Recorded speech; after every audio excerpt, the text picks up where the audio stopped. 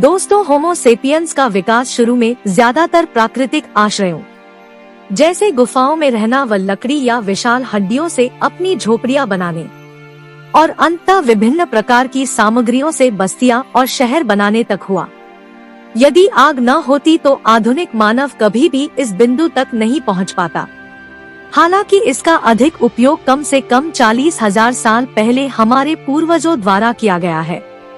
आदि मानव ने भाषा किस तरह से शुरू किया होगा, यह हमारे शिकारी संग्रहकर्ता अस्तित्व के दौरान कहीं विकसित हुआ होगा, लेकिन सटीक बिंदु वास्तव में बहुत मायावी साबित होता है।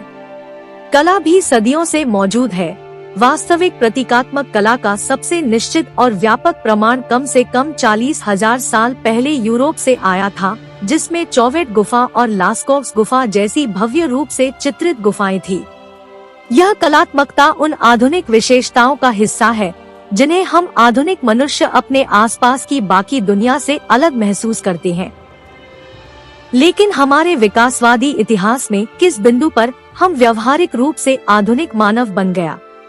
हालांकि एक सार्वभौमिक रूप से स्वीकृत परिभाषा हमारे व्यवहारिक रूप से आधुनिक दिमागों के लिए बहुत अधिक प्रतीत होती है, लेकिन एक प्रमुख घटक प्रतीकात्मक रूप से संगठित दुनिया के भीतर संचार करने और विभिन्न सामाजिक और आर्थिक संदर्भों में प्रतीकों का उपयोग करने की हमारी क्षमता में निहित है।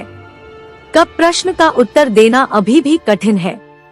यह व्यवहार स्पष्ट रूप से रातों रात नहीं, बल्कि पुरानी दुनिया भर के समूहों में सामने आया, जैसे कि कोई सार्वभौमिक स्विच फ्लिक कर दिया गया हो।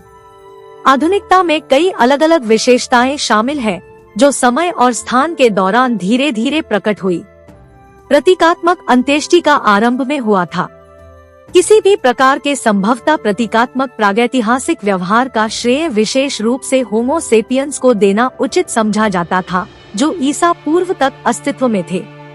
40,000 से 30,000 साल पहले हालांकि यह स्पष्ट है कि उन्होंने भी आधुनिकता के कम से कम कुछ पहलुओं को दिखाया, और हमारे पास यह जानने का कोई तरीका नहीं है कि निएंडरथल अंततः मैकबुकिंग तकनीकियों में विकसित हुए होंगे या नहीं।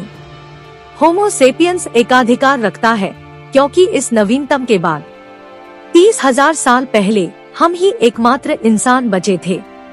तो दोस्तों, आज के लिए बस इतना ही। तो मिलते हैं एक और नई नॉलेजेबल वीडियो के साथ। तब तक के लिए धन्यवाद।